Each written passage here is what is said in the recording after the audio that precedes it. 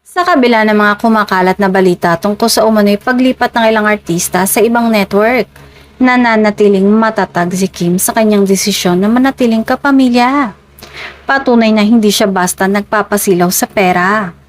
Ayon sa mga naunang pahayag ng aktres, hindi niya kailanman naisip na iwan ang ABS-CBN lalo na't dito nagsimula at umusbong ang kanyang karera. Matatandang nadiskubre si Kim sa Pinoy Big Brother Teen Edition dahilan upang magkaroon siya ng malalim na utang na loob sa network.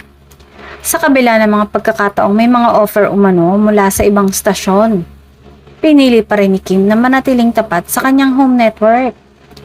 Para sa kanya, hindi lang pera ang basehan ng kanyang mga desisyon kundi ang respeto, tiwala at relasyon na nabuo niya sa industriya sa loob ng maraming taon. Sa kasalukuyan, patuloy ang pagiging aktibo ni Kim sa mga proyekto ng ABS-CBN kabilang na ang Sereng The Alibay kung saan muli niyang nakasama si Paulo. Ipinapakita lamang nito na nananatili siyang isa sa mga pangunahing bituin ng network. Hindi rin lingid sa kaalaman ng marami na ipinaglaban ni Kim ang ABS-CBN noong kasagsagan ng prangkisa issue.